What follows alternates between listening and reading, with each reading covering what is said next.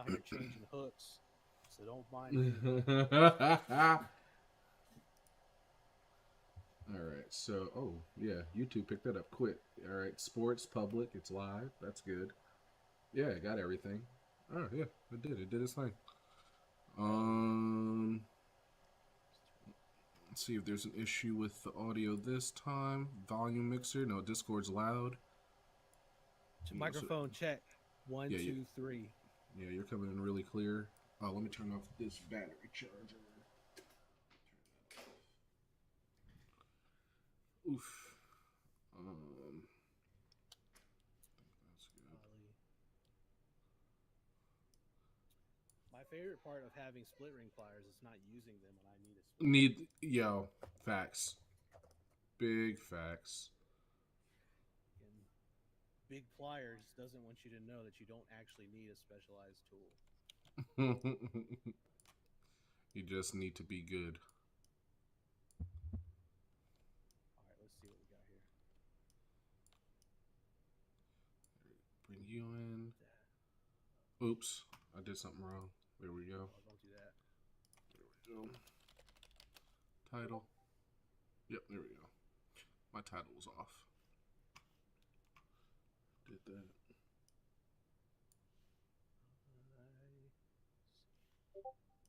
That. Pop out.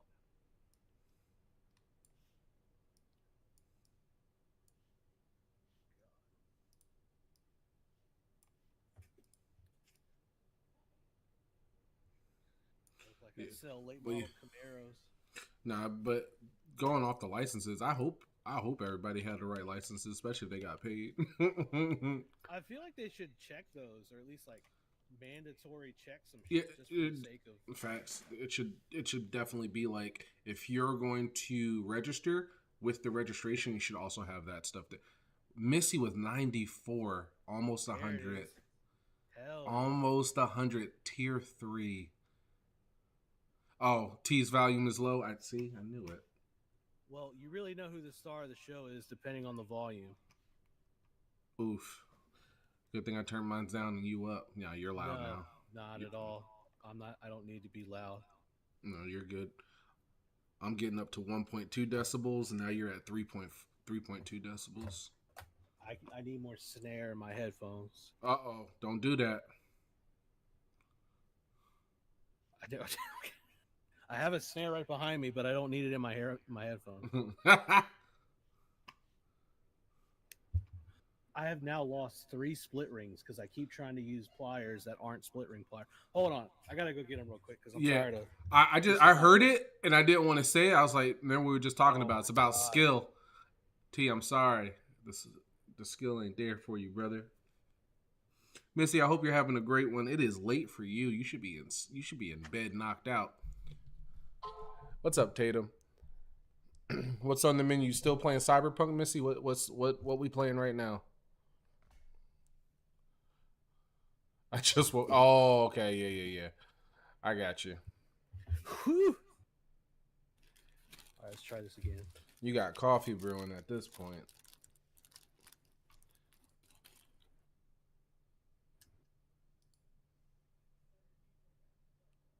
Let the people trickle in. I'm sorry that snow is still in Norway. Greatly apologize for the snow in Norway.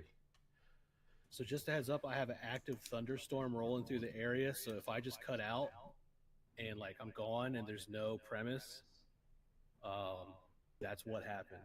Yo, same here. I mean, we're literally doing the same thing. We're catching that Like same storm. it's firing off in the background and it sounds like I'm watching like a YouTube rainy night video, but it's really just like dead ass cloud activity going on right now. Just storming.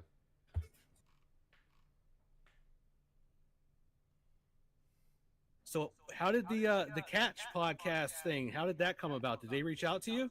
Yeah, it comes with Kayak Adventure Series. Catch Podcast is one of the sponsors, supporters for Kayak Adventure Series. So, winner gets to go on. I think they should have did all 3. Like the top 3 should have went on there, but it is what it is. They did their thing. What you got there? You got a Popeye? I got a mini pop R, You and I got the put a bigger mini, I put a bigger hook on the front. bruh. I can't tell if that's too big or not. I don't think it is. Yeah, it's too big. Is it? Oh yeah, that's a you got a size like a size 60 WG treble on there. What's wrong with that? That thing requires a. Yeah, you gotta put like size what you call it's on that I'm size trying to fucking. size Okay. eights. I'm going out to a pond, not pond, lake, whatever. I'm going out to a spot that owes me a 5 pounder, Oh no, that's fair then. Yeah, and yeah. I don't want to because it's got the dinky ass on the back. That's gonna bend out. But Yeah, if you bring out Brutus, yeah. So one's for the teaser, the other one's for the hold. I got you. That makes sense. this is the insurance policy, is what I'm Mm-hmm. trying to say. Yeah, I got you. And Dog Fox said you snagging frogs.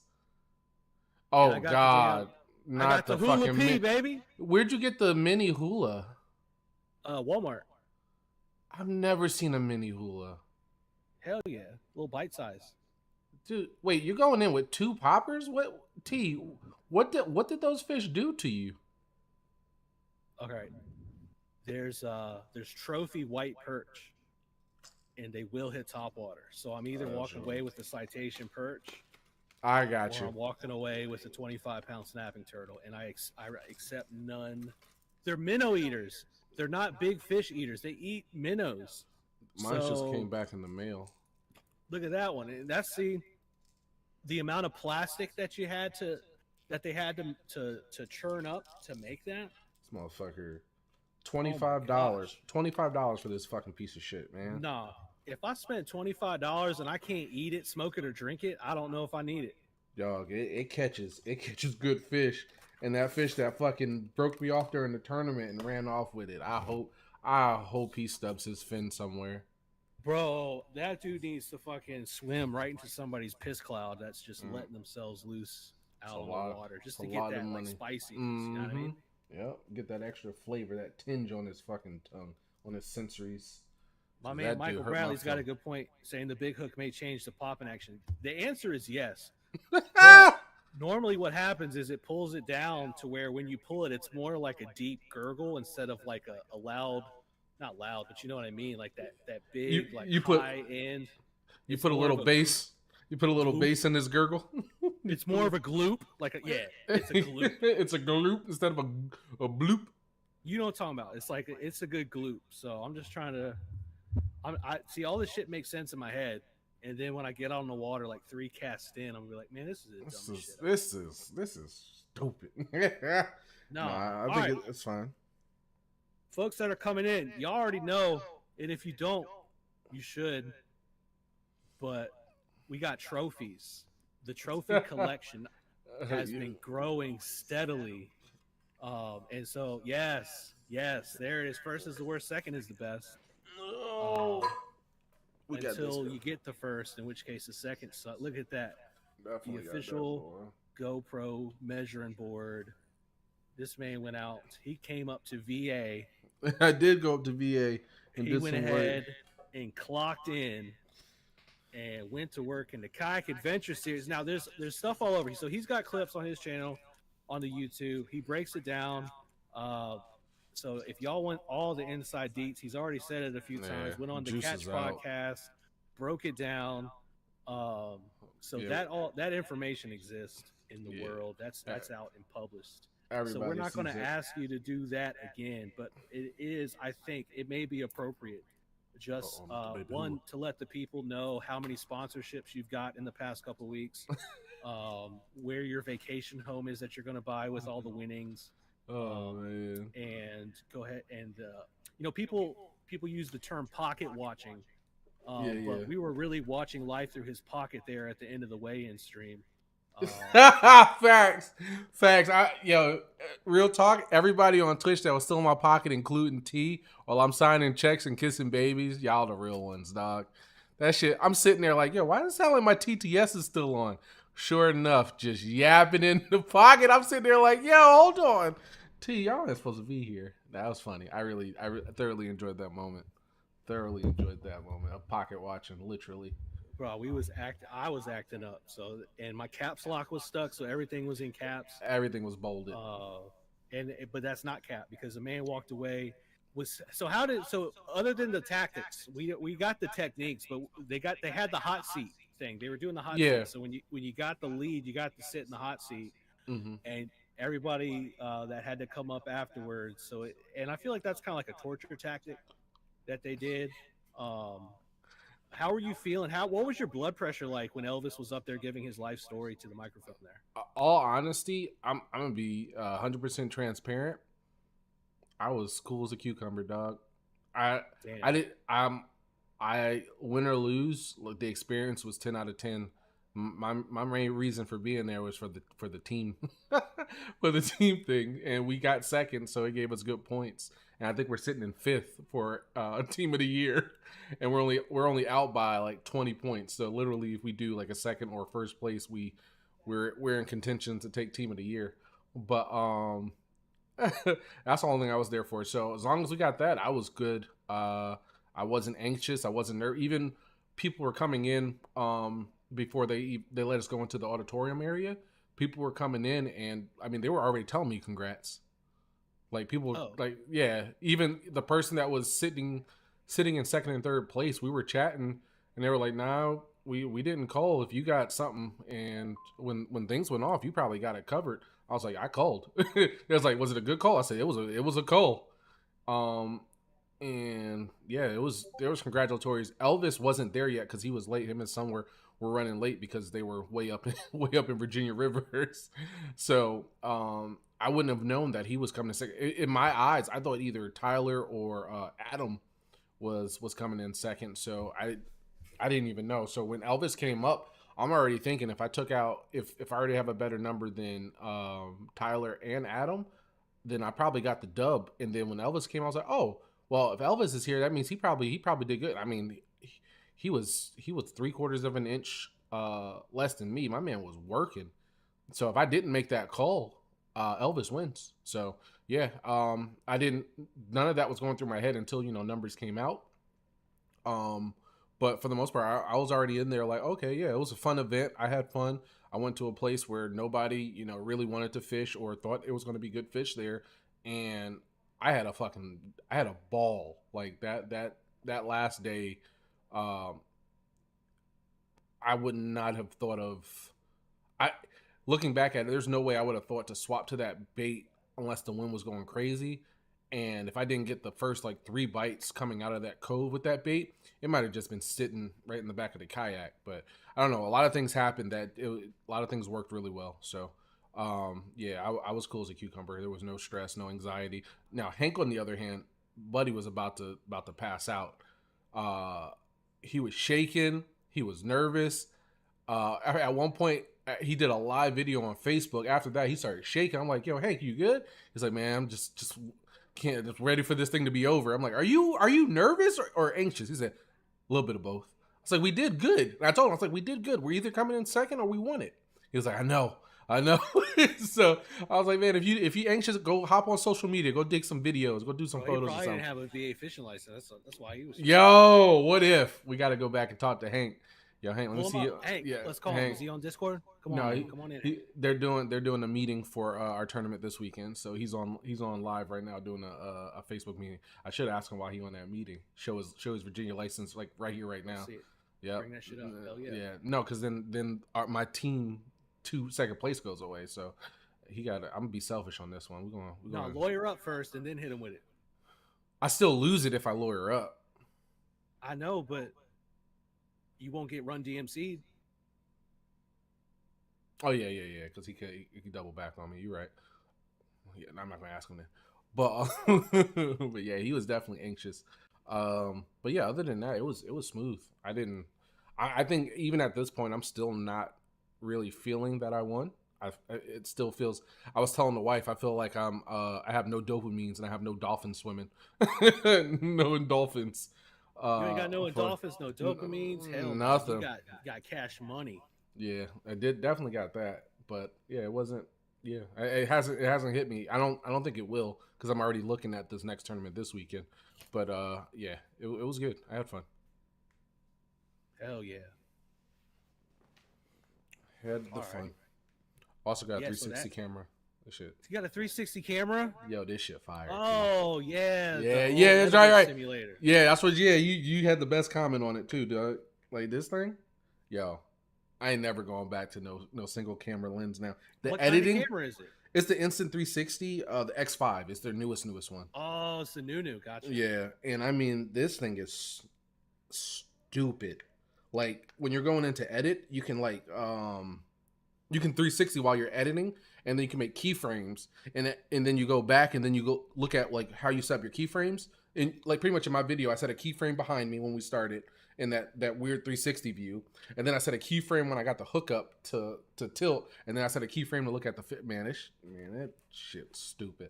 It's easy too. It's so stupid easy. That's quite a free plug for them folks, but yeah, that's the future of action. Action. I mean, there are some of the folks, like the fishing folks. Some of them use it, but it's kind of difficult. But like on a boat, because it's just too much shit. But the kayak makes more sense. Yeah. So that's a preview of things to come. Like you said, you're not going back to the single lens prehistoric caveman noise anymore. Nope. No more caveman proing. But meanwhile, I hope and pray that my GoPro Hero 8 fires on every single time I put it down. But we praying the GoPro gods help you out. It's like, come on, Tom Cruise, let's use your magic and get this sucker fired up right now. Real quick. Real quick. But how lonely is it at the top? Oh man, when you were out there on the lake that last day, did you have people around you, or were you just kind of in your own little zone? So day one, we're not at the kayak adventure series anymore. Let me tell you, day one, we got that rain. So it's in the YouTube video. We got that heavy storm rain, and I swore I was the only person out there. There was a couple of kids out there. No. Day one, I didn't even know they were there. So day one, the rain hits. I'm screaming. I'm praying while thunder is going off. Like, I don't want to die out here alone. Nobody knows I'm here. And if you look back at Twitch, you'll see that I turned the stream on randomly on day one, so I could have some kind of evidence that, I'm out here alive. So if you go back and look at my day one, which was that Friday evening, there will be probably like a 30-minute live time. There probably is no service because there was no service out there, but I had that motherfucker on just in case. But as everything was going crazy, it instantly just shuts off. I'm heading back, and then I look over to the left. I start hearing people talking. Sure enough, there's two dudes kayak fishing in a cove to my far left coming out, half naked and fishing out of their kayak. I'm sitting there like, so they heard me out here screaming and praying, hoping I don't get struck by lightning, and they never said a word. Fast forward day two, those same kids come back. They're out there fishing. My teammate came out on day two to fish that area, but he went completely different area. And then a camping buddy that was at our, like, a little bit north of our campsite, he had nowhere to fish because the lake he was on before, he was only catching like 13s and 14s. So he came over and, he was going to try to fish my area, or not my area, but the pond I was on. And so day two, I had, we'll say 6 people there fishing, right? And I only thought that the other 2 were in the competition. I thought the other guys, the kids that were out there, I thought they were just fun fishing. To find out they were actually in the tournament fishing there too. So yeah, I technically wasn't fishing alone.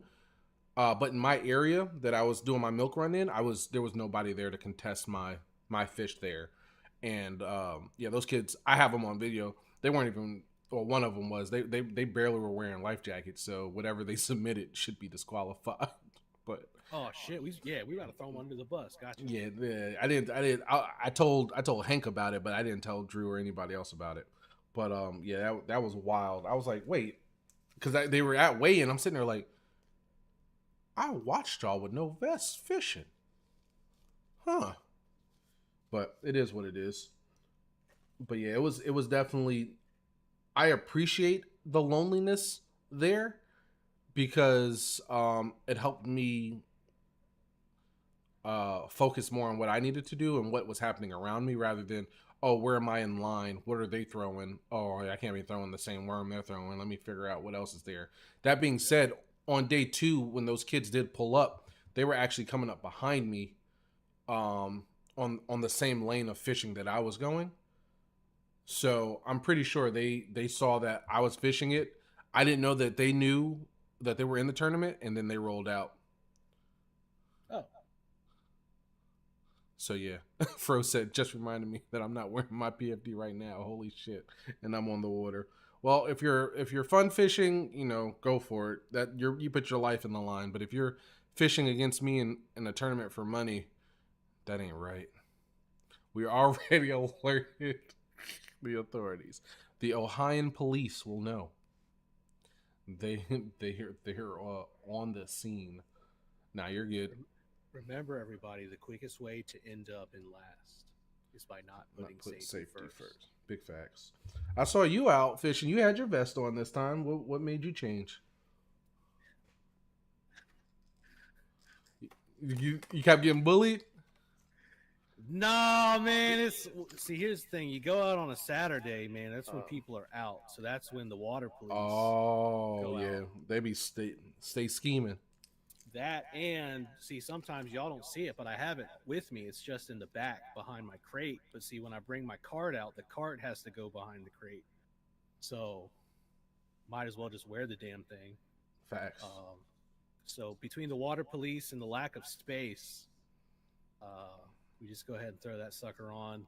Vest was vesting. You set a good example for the kids, right? The next generation of people that are going to go out and throw some hula poppers on Carolina rigs, you want to make sure that when they snag that damn thing on a submerged log and end up pulling on it to the point they fall out their rig, um, you want them to be safe. I mean, given the water I was in was 4 feet deep at the most. Yeah.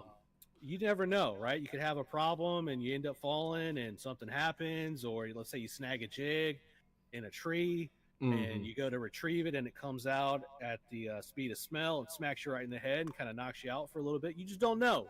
Yep. So it makes sense. And the NRS Chinook with the patented crappy pocket is generally pocket. it's not going to weigh you down. I mean, after you've been wearing it for a couple hours, you really don't notice it. So. Facts. The crappy pocket, legendary. Holds all legal size crappy. Yes, and some of the illegal, but we won't talk about that. Yeah, you can be zipping up the illegal. You can definitely zip up the illegal. It is nice, to be out for what it's worth. Especially, I mean, I imagine in competition, right? Like especially tournaments. It's probably like the mental factor. If you got a bunch of people around you, and you're seeing them moving, and like, oh well, what did he see that I didn't know about? And then you got this like guessing game going on in your head. But if you're just out there kind of doing your own thing and you really don't have a lot of commotion, I feel like that, at least for me, because I'm prone to anxiety, anything that doesn't add to that probably is, I'll use the word, an advantage, right? Because there are probably a lot of people that are dealing with, like, they're seeing people, and I'm arrogant as shit too. So if I'm in a competition and I bring one on board, I'm screaming, I'm yelling, I'm high-fiving, and they're like, oh hell, what's going on over there? I'm hitting the air horn. I'm firing off flares. Coast Guard's coming in. It's just like, full on like UAV online. We coming in with the Pavlo. And, we find out the fish ain't even legal size. So it's just like, we're out here. It's one of those things. Great stuff. So I mean, I don't know for what it's worth, but I think the kayak especially, right? Because you don't have all the noises and the sounds and the motors. Yep.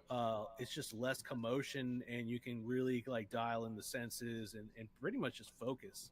Yeah, exactly. That's exactly what it is. You can really lock into what you're doing very easily, especially if there's no distraction or thought process. Like you said, the anxiety from watching somebody in front of you next to the lake firing off the air horn, calling the UAV, changes your whole gameplay. You got to go.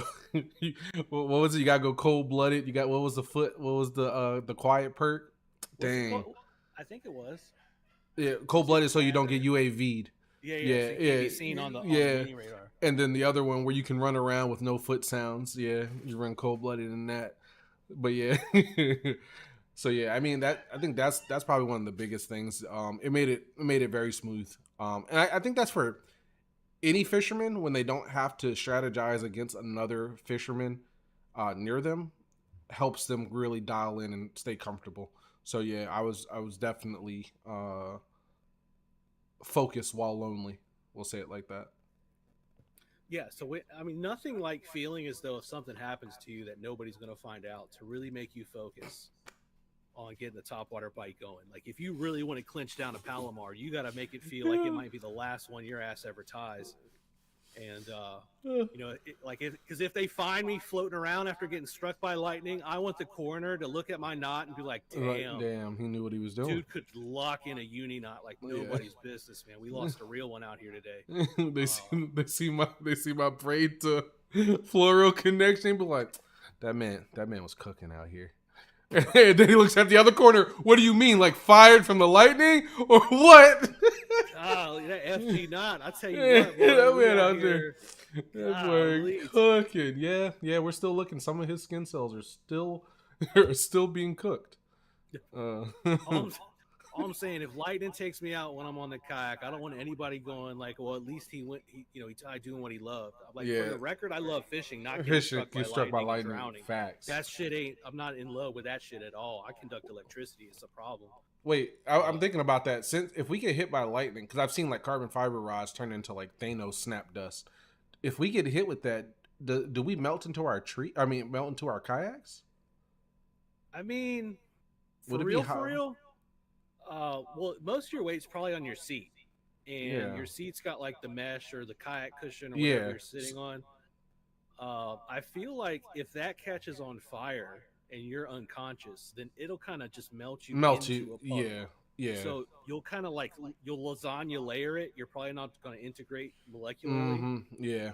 I mean we can ask ChatGPT and get some real answers, but the initial investigation, it's going to get you. So you're going to get put in the safe mode for a little bit, and then depending on where it got you and if it transferred out into the water, because technically you don't want it to stop at you. Yeah. You want it to just keep going. Get off of you as fast as possible. That and if your phone's like really low on battery, it'll probably hit 100 pretty quick. So after you come back, you'll be like able to call everybody. Be like, "Yo, for some reason I got 5 bars and a full battery. I'm calling everybody right now." You purified the raw power coming in to charge your phone. That'd be crazy. Your TTS lady would be like, switch to live, like connection 100% strength, 800 FPS. Like you just like for a second, you've got the craziest amount of receptivity, and it's just a great thing. So basically, I'm kind of encouraging somebody if they want to see. This is a joke, by the way, but no, if anybody ever finds out and lives to tell, we big facts. We're interested.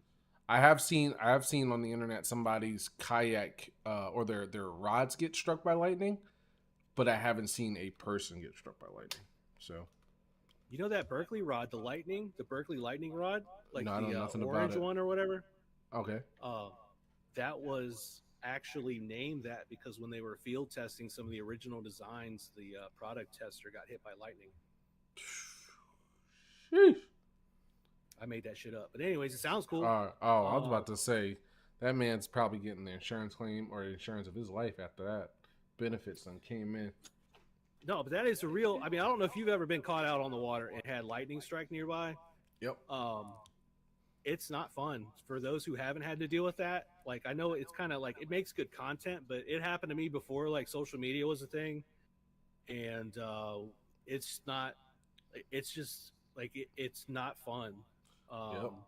Like all of the neurons in your brain go from like, oh, hey, we're having fun and we're out here fishing to like, oh shit, like this is not cool. That's not what Dog Balls posted is pretty much what I think that happened to me and Jayway when we were fishing Tatum's Pond either 2 years ago. Is when the storm came by, one of my rods started getting the hum, and I was like, oh, that's it.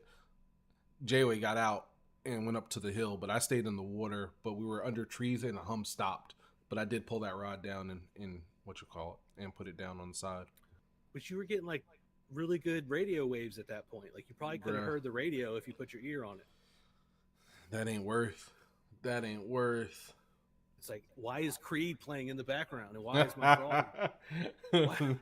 Why is the skirt on my jigs dancing and it's not even rainy or windy right now? Like Jay, where you hear WRAL in the background? I'm getting Raleigh's favorite stations real quick. It's hard rock.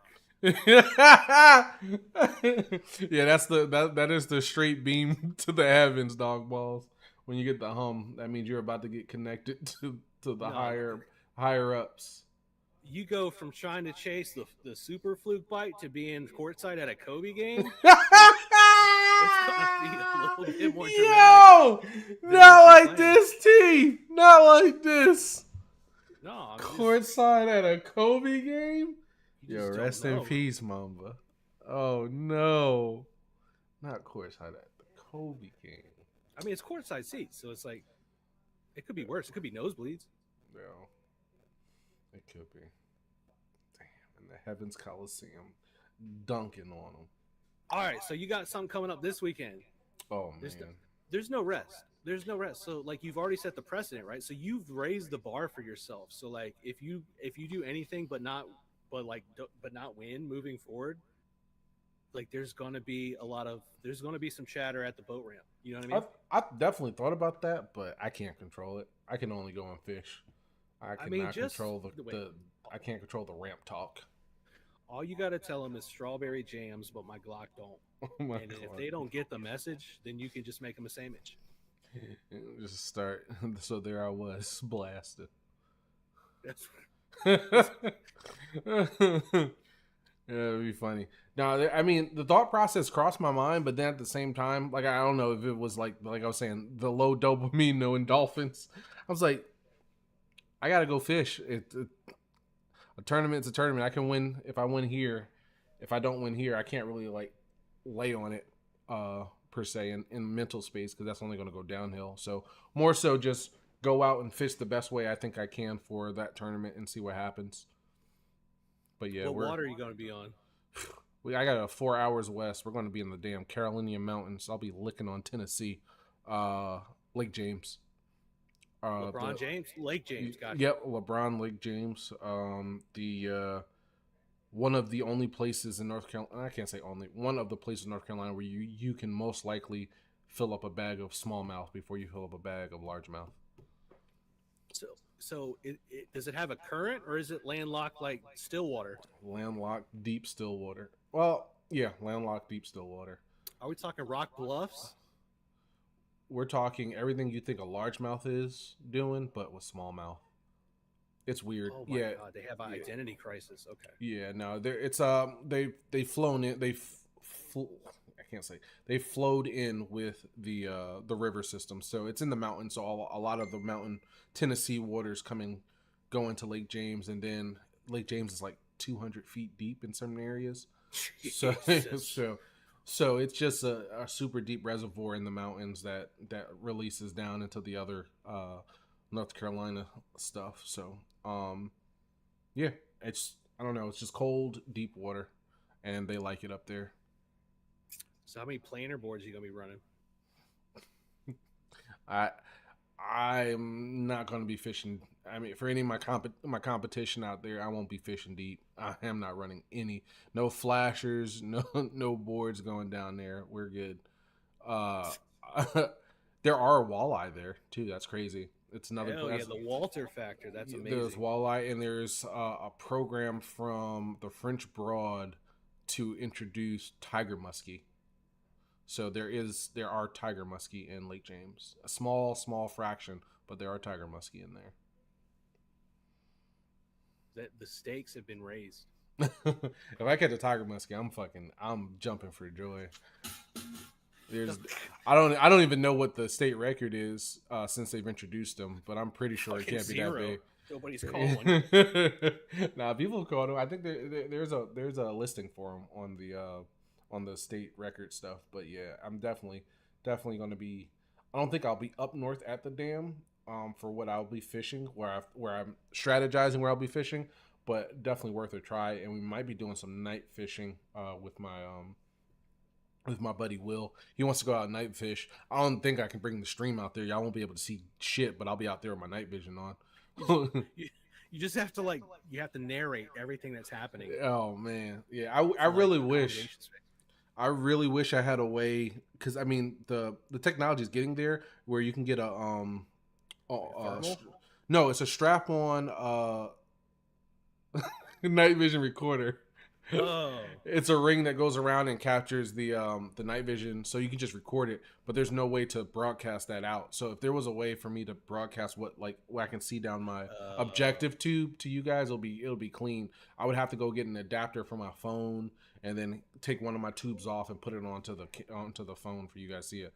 But yeah, we'll try some stuff while I'm out there. I can probably try to get you guys on one tube while I squint out the other one. that'll be fun. Yeah, but it's gonna be nighttime fishing. I joined a monthly what's it called, the Ultimate Angler. It was on Fishing Chaos. It's a qualifying spot for a $500,000 Gunnersville tournament that's coming up. So I think there's different ways to qualify. Like NPFL guys qualify from a certain one of their tournaments. Bassmaster Elite guys can qualify from one of their tournaments, and MLF guys can qualify from some of their tournaments. And then they gave a pretty much an open qualifier for Fishing Chaos. So the top angler from Fishing Chaos gets a chance at qualifying for the tournament. So it's pretty dope. So when you meet Elvis in the semifinals, Mm-hmm. that'll be fun. Of what, the Ultimate Angler one? All the above. No, yeah, no. Oh, it's 33 pounds for a tiger muskie. See, I don't think I'll be able to break. Did they catch it in one of the rivers, Junkie, near James?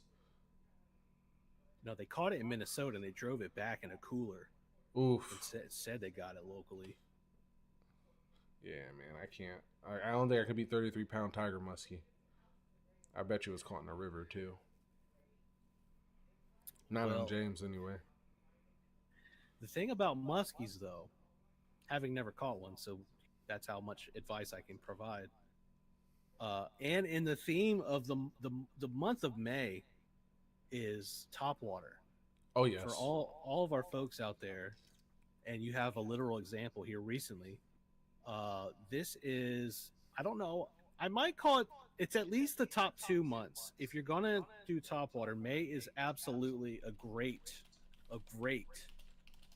time to, if you're not familiar with it, if you got the stuff in your box and you want to get to it, then this is prime time. Now in the summer, because people think topwater, they think summer, and they think early mornings, they think late evenings and night. Yeah, and that's true. That's traditional wisdom, and that is still actual. However, if you want the opportunity for like pretty much damn near all day, especially if it's cloudy, especially if it's a little windy, this month, and we're about halfway through it, so you're running out of time if you ain't got out there.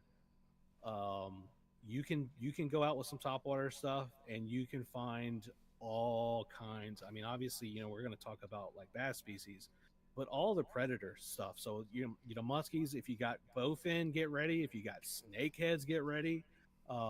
If you unfortunately have perch, they will do it too. I mean, a freaking bluegill was trying to take my frog out last weekend. So it's that time. You got to do it. Yep. We recommend it, is what I do. I don't know if do you share the same sentiment? Let me ask. Yo, big facts. I mean, I've been throwing it since the beginning of March. I had a topwater. I've been having topwater tied on. I use it more so for a finding tool, especially for early spawners. It's my favorite thing to figure out where early spawners are at. 10 out of 10, probably one of my favorite techniques when it's around this time, because if you catch the post spawners, they'll be somewhere near spawning pocket. They're going to hit topwater. If you catch a post spawn fry guarder, they're going to hate topwater. Doesn't matter. Anything that's near their fry, they're going to kill it. If you find late or midway spawners that are sitting on beds, they have to kill it. They cannot be above them. Like it's you can get all facets of bass fishing in that spawn time with a popper. So yeah, that's why I have it on. And the best thing about after the spawn, normally around this time, it's a mayfly hatch. So you're also going to get a lot of critters that are around the water or flying around the water in the water. So all the fish are going to be looking up right now, for the most part. Bluegills, like you said, are huge look-uppers. And the crazy thing right now, Lake Adger 41, good Jesus. And with the bluegills going crazy with top water, if a bass sees a bluegill getting out of line and trying to get crazy, bass normally get out of line and get crazier and eat whatever the bluegill's trying to eat. So yeah, like top water right now it is you're a little late, but it's not over. You can definitely pull out probably one of the biggest fish out of the lake on top water right now. Well, the thing about it, or at least the interesting part, because you have a lot, and they're talking about this at the pro level stuff too. You've got a lot of bodies of water that are mid country, and you can probably say up north, but south too. There's a lot of fish that are in all different parts of the spawn, because we all know that they don't all do everything at the same time. They're not that coordinated. They don't all have the same calendar. Yep. So you've got the pre's, the middle of it, and the post, and to some extent, damn near any fish from any one of those stages will hit topwater. Yep. So it's not like, some people really like to do the bed fishing thing, but like around here, we don't have clear enough water. You can't sight them. You're just not going to. But you can damn sure throw up shallow and get bites. I think that's something that makes it more approachable. And it doesn't matter where you're at. You could be at the shoreline. I mean, they're going to be shallow. You can be bang fishing. And just, and I've told folks before, like if you're going bang fishing, especially this time of year, and you want to run topwater, look at where you want to start, but don't walk up to it.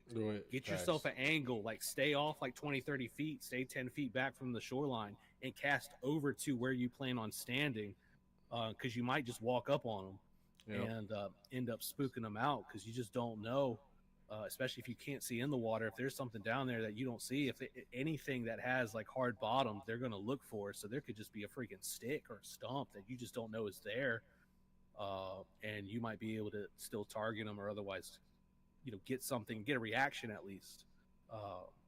And that's really all it takes to kind of get like, all right, cool, we can make this work. That gets the confidence up, gets the blood pressure up. A lot of things start happening at that point. Start getting a tingly feeling, like, oh, I think there's a fish over there. You're gonna be shaking so bad you're about to get hit by lightning, about to get that frog bit, and there ain't no in between. And if you're lucky, you get both at the same time. So get hit with the Kermit strike. Yep, that's the thing. Yeah, definitely. I would definitely say for topwater at this point in time, you're throwing to where you think that fish is going to be, or where you think you're going to be in the next 5 minutes. Because most likely the fish is right there. It's a really cool time. I haven't been back to the what was it called, the buffet, in a while, but I heard the spawn there was good. I saw a picture. A dude pulled like a 7-pounder off the bank. Like, good Jesus, yeah, man. Catfish? No, bass. You can literally go over there with your glasses on and pretty much wave hi to them, and they'll look at you. That place is stupid. Be dapping them up. Hell yeah. Yeah, you can definitely dap them up. And there's so many people that like jog and run around that they become numb to like the human interaction close quarters. So you can just walk up and throw the bait right in their beds. All right, so here's the topwater related question, and we'll open this up to the chat, but I'll get your feedback first. Yes, sir. And this is something that's came up. I don't remember when I thought it. It was probably a while ago, and I've never really settled on the answer. So maybe y'all can resolve like a good 20 years worth of confusion in my brain, which would be great, by the way. So heads up. So I've always wondered, because like topwater is normally pretty loud, pretty obnoxious. You're making noise. It's not subtle. We know this, and it's designed to not really be subtle, because you're trying to attract something that either wants a free meal, or you just piss it off so much it wants to get rid of what the hell you're doing, and that ends up becoming the motive itself too. So I've always wondered, when it comes to topwater, I can see it being one of two ways. So I've got a divider line right slam in the middle, and on one end I've got one scenario, and on the other I've got another. So I'm going to pose those ideas, and the answer I'm trying to figure out is where everybody stands on which side of this divider line. Now, the real answer is both of these scenarios is probably true at some point, but I'm trying to figure out a majority of the time. So keep that in mind as we kind of look at the scenario. So let's say you've got you a spot, you eye you a good area, it's got a little cover. Um, it could be something, a dock, something you got a good view on something. And the instincts are trying to tell you, like, hey, there's probably something mulling around up there. Now, do you feel, as obnoxious as most topwater presentations are, do we believe that, like, if you don't get a bite within either that initial first cast, assuming it goes where you want it, Mm-hmm. if you don't get a bite in that first, maybe second cast, do you believe that that topwater bite, at least in that time at that location, is not going to happen and you should keep moving? Or do you believe that if you stick at the same area, maybe hit some different angles, but maybe put on 10 casts to where if there are no fish in the area, they will come to the area and investigate? So, in other words, do you think the topwater bite is more based upon throwing it where a fish already is and they just react, or putting it in an area where they probably will be or will go to, and you're calling them in so that way they react? Does that make sense how I posed it? Yeah, yeah, yeah. And I will throw mines out. Yeah, dog ball says both. But if I have that really fishy feeling that there should be a fish there, like predictable wise, and I don't get bit, I'm I'm a little too arrogant, and I'll redo that cast. And then if I don't get bit there, I'll still believe that there's still a fish there, and I'll switch the angle, and I'll keep doing that cast until I run out of confidence, hands down. Like, and I think when that, and I'll just from my perspective, on like watching them on Lake Norman, because it's clear water, I can throw to one side of a dock and not get it, and I can throw to the other side of the dock and get it. I'm thinking that they've heard it, and where they were situated, they were comfortable, and they were like, yeah, nah, uh, I'll let it pass this time. But if it comes back on this block and right here in front of me, I'm gonna take it out. And they tell all their friends. I think Yeah. that's what I'm pretty sure. I'm pretty sure it's a opportunity versus energy type of balance that they do. But yeah, for me, I'm arrogant. I will keep throwing it. If it feels fishy to me, I'll just keep throwing it. And the reason, and it's nice that we've got a little division in chat, but no, I mean, this is something, see, I have to make it too complicated because that's what I do. But it's like, I think there's this natural tendency that, like, let's say you're throwing something super annoying, a plopper. Everybody's throwing whopper ploppers. Yeah. So let's say you're throwing a whopper plopper or something similar, and it's like, oh, right down that dock. And you're like, hell yeah, I couldn't get any closer. And then you're thinking to yourself, hell no, you can't tell me there ain't one. Throw it right back up, bring it right back down, and maybe even hit a stop and go, because you know they love that shit too. Yeah, that Hit a irritates stop and go, everything. and you don't get a bite. Then you're thinking, so in my mind, I'm thinking, like, I couldn't do it any better than that. Yeah, it's yo, like, get out my head, dog. if they're not there, then I'm going to the next piling, or I'm going to the next brush pile, because I'm already looking down the line to see what I'm going to cast to Just next. next, So yeah. in my mind, I'm fighting, wait a second, there should be one here versus, oh shit, there could be one there. And now I'm figuring out where I want to go and how, and that becomes a problem because, like, with topwater, to the point, and D Money's mentioned it specifically, like, sometimes it takes more than a few casts to piss them off if they're not hungry. So I feel like you're looking at hungry fish versus, like, irritable fish. Mm-hmm. And that becomes the thing, because, like, I can't think of a way to, like, delineate that whole situation where if I leave the ramp that morning, I can't decide before I even look at anything, oh yeah, this is a 2 cast max spot type of day, or if it's like I'm getting ready to set up a campfire because I'm gonna be camping on these next stumps for like the next 20 minutes, that kind of shit. Like, it becomes very kind of like, like it could be that next cast. Yep. And then that plopper's coming by at Mach 3 and they're going to come up and just hit the piss out of it. And then it's like, oh man, if I would have just done that for the past 4 hours, oh my gosh, I could have won the Kayak Adventure Series and been up there hanging out with Alex on the water, getting my trophy and doing podcasts and all that kind of stuff, and popping tires in the boat ramp. No, I mean, like, it's one of those type of things. Like, that's the biggest, as much fun as topwater is, like, that becomes the end all to me. Because if you go on YouTube right now and you look up, there's a Jason Christie video where he's throwing a buzzbait. Buzzbait, yes, sir. And he's going through and he's casting to, like, shallow grass. and he's just fucking like he's on the motor until he gets Yo, a bite. that man said, I think he even said it. He said, "I won't stop this trolling motor until these fish tell me to stop." Like that was a good video. That's a But really see, so you know what I'm talking about. Yeah. So that like I don't know. I mean, I get it because I mean he does this for like he's a pro clearly. Like he's been doing this for a long time.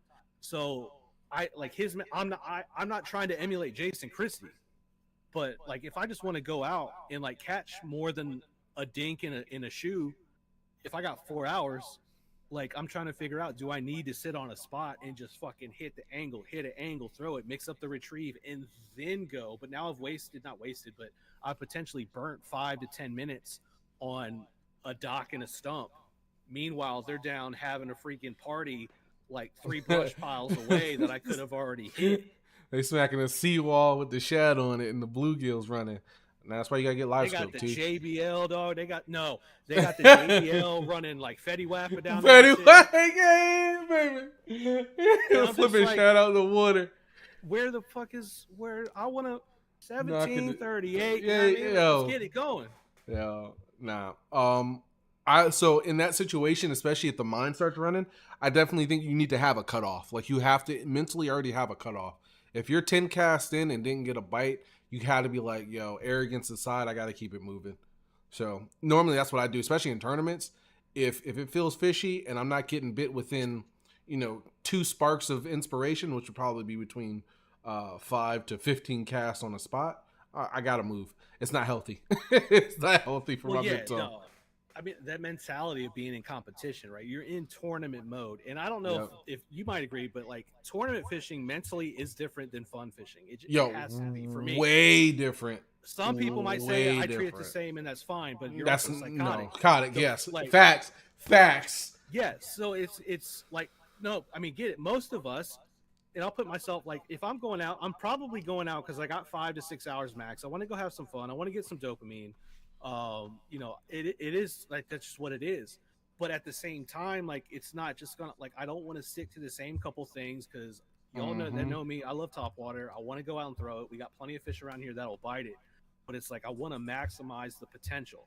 It don't have to be setting records. Like if you're in a tournament, you're looking for big fish because you want to win. Yeah.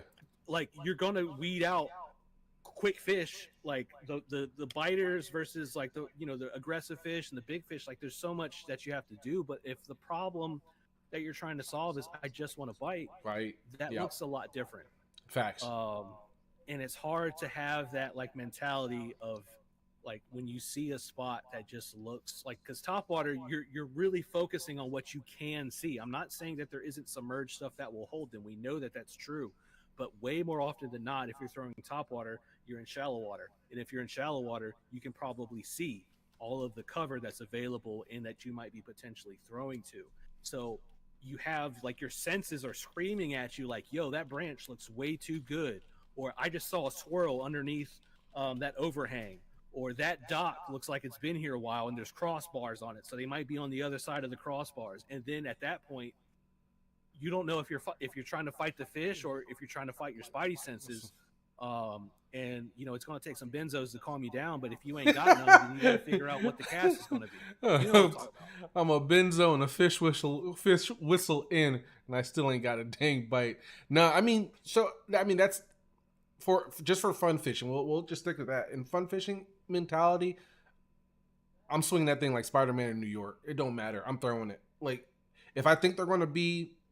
If I'm at the front of that cove, yo, straight up yeeting that thing. If I think they're going to be at the front of a cove or a fishy looking like shallow pocket, I'm throwing every angle I can over that thing and just wilding out. Nick Cannon all day in that thing.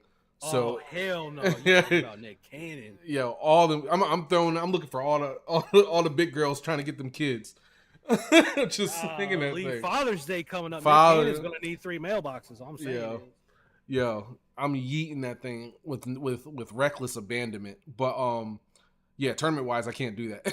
But yeah, just thinking about like just you're saying, just trying to get that bite. But it also kind of clues you in, especially if you tournament mindset. For me, thinking like if I'm yeeting this thing in every which direction in an area, and I'm not getting bit, or I'm not seeing any V's, I'm not seeing any like any swirls. I'm not seeing any runaways. I'm not seeing, because the best thing with top water is like it's so big that if you throw it, especially in a high traffic area, in the shadow brushes the water, the fish will tell you what they're doing. And if I don't see any life like that, I can already like take a mental picture of that area and say, all right, top water biting is not going to work in this type of area.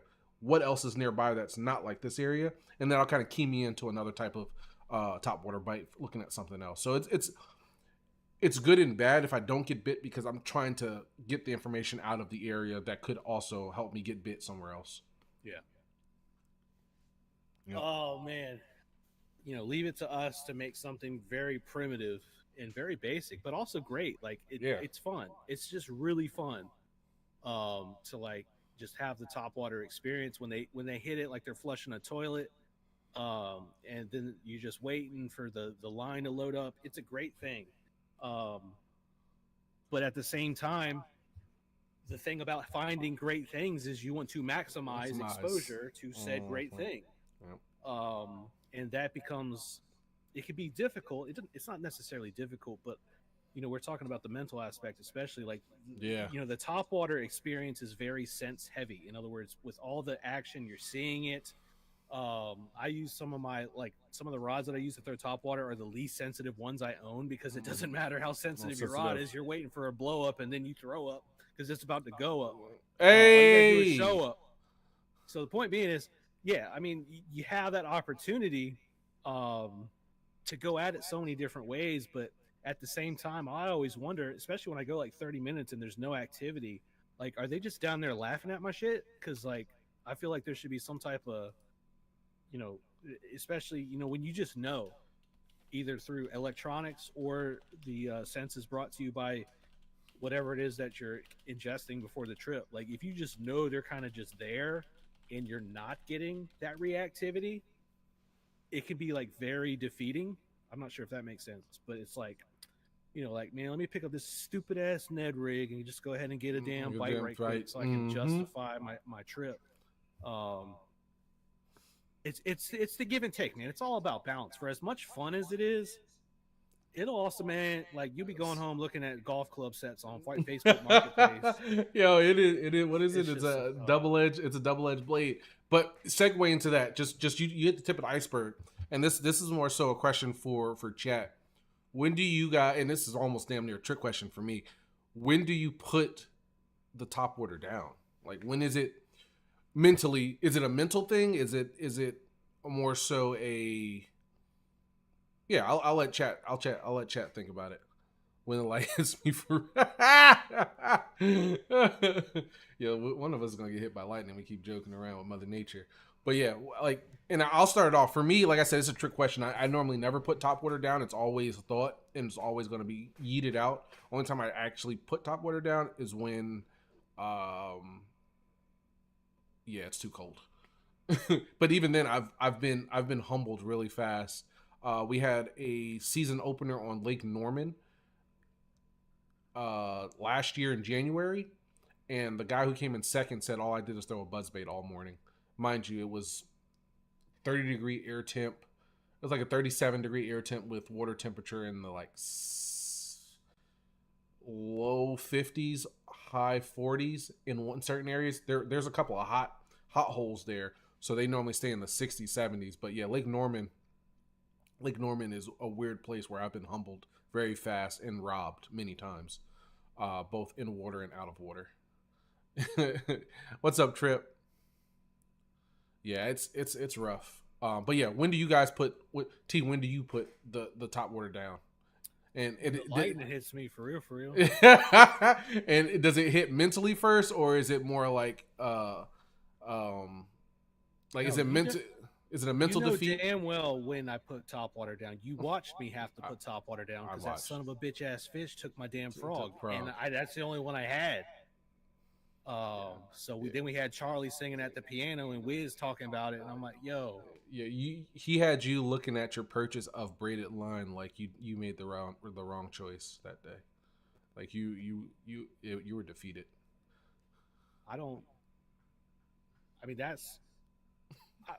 Yeah, so we won't talk about that because I'm still trying to get through that myself.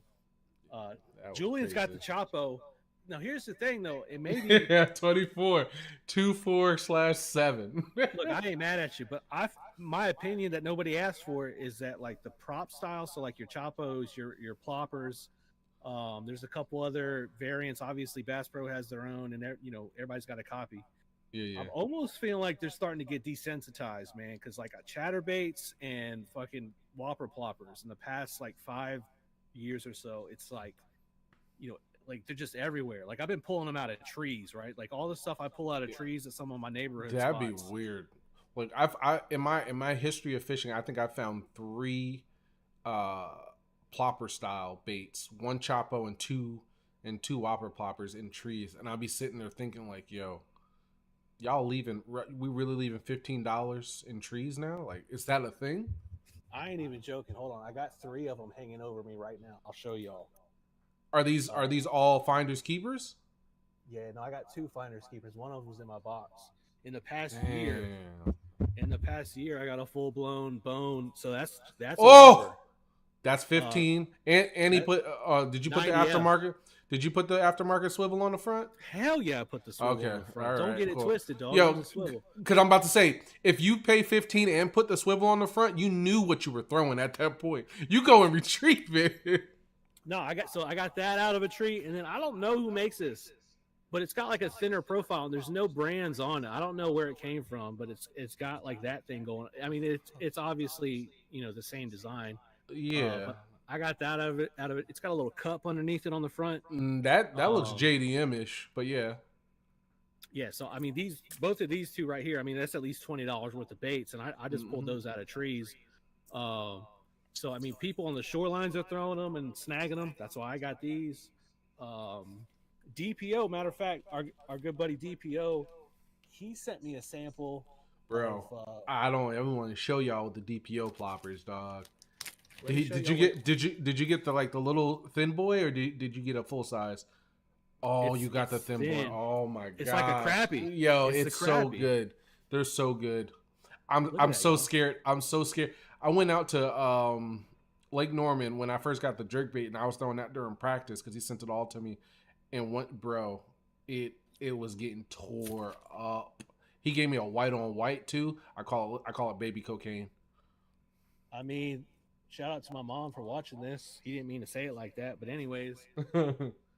DPO is one of our streaming buddies who is painting baits now. Double Play Outdoors. You can find him on TikTok. He does custom paints on blanks now. He goes out fishing, but rarely takes us with him. No, the man is Picasso. Hold on, I'll show you something he sent me as well. We're talking topwater. Yeah, Think about, put it in your head, the idea. Some of y'all might have seen something like this, but I've never owned something like this. I'll show you in a second. Put it in your idea, or the idea in your head. What if you wanted the profile of a frog, but you wanted the kind of flexibility, so to speak, of a buzzbait? Like the cover, I like a frog profile, but I want to cover water. Mm-hmm. What would your head come up with? And chances are, it may or may not look a little bit like this. Look at this. What the? Where'd you get? DPO made that? He did. It's what DPO is that? original. So it's a frog head, and you tie on it, and behind it, it's got a plastic triple. It's a triple blade, buzz blade, and then it's just got one hook on the back. And it fishes like a buzzbait. So when you throw it out, it will sink if you don't retrieve it. But when it comes to the water, because it's a plastic blade and it's spinning against a plastic bead, it's silent. Other than like the water hitting the blade. Like, the gargle resistance. There's no clank. There's no metal grinding noise. And I mean, I've thrown it once. I haven't dedicated time to it, but this seems like something. Especially in like opening water where you have the mobility to like stop and go and not have to worry about it like falling into grass and stuff. I'm excited to get bites on that. So that's something new to add. That's fun. That's cool. Shout outs to Double Play Outdoors. Man. Yeah, it doesn't skip. I mean, I can't really skip. So I'm not going to say it can't. I mean, I feel like if you whip it hard enough, it'll skip. But it definitely I don't know how to put it in better terms. It's like a very incognito uh, buzz bait, but Mm-hmm. because it's so wide, it pushes a lot of water. In other words, like there's a little bit of wake in front of it, and then the blade just kind of like helps the blade really doesn't do much more than keep it in the water and like creates the bubble trail. It's Mm-hmm. not noisy. So if it's like if it's a windy day or there's a little bit of chop, it's probably going to get drowned out.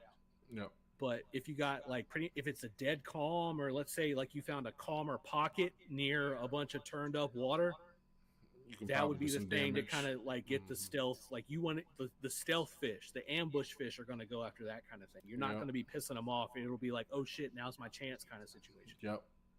I got you. Fun That's stuff. cool. That is cool. I'm gonna have to ping him and buy one of those to try it in the home pond. See how the fish resonate with it. So they'll accept it into their clan. No, no, they They'll pop it right off. You know, I mean, they're hot. They are not hot and cold. They are hot all the time. But if it's a good bait, one or two of them will try to T-bone it at the same time. That's how you know it's a great bait. oh hell. Like that's like I was throwing speedworm, and I was like, man, this is when I was first trying to figure out this pond when I first moved in, and I was like, damn, they won't hit this chatterbait, they won't hit this, and then I did a speedworm. I'm talking, they were literally fighting to get to the bait. I was like, oh, they just like moving worms in here. So yeah, my first year or my first couple months here, and I brought J-Way in. I was like, dude, just throw any type of worm and swim it. They love it, and that's been like one of their favorite things. And they will tell you how good or bad it is real fast because I got clear water, but the fish be sitting in it like nobody can see them. Like it's like slightly stained and they be acting real weird. But you can definitely get a good eye on what they're doing and what kind of baits resonate with them. Hell yeah. That's good stuff. Y'all got? So we got like 30, 45 minutes. Any dying questions? Any things coming up? Any technique stuff you're trying to sort out? Any tax evasion tips? Tax evasion tips. That one tingled the senses. No, I got no tax evasion. Yeah, I got no tax evasions. There you go. After I won all that money, I got to reinvest it into my family business. Tax evasion. Hell yeah. Money laundering is no. Whoa. Did not say that. Ah. Well, Darren Currency would like to know our favorite lures or our go-to lure for any day, any conditions. Oof. Drop shot. Yeah, drop shot. Any lure. What in California are you talking about? He said any day, any conditions. I can get that bit any day, any conditions. I cannot get a chatterbait bit any day, any conditions.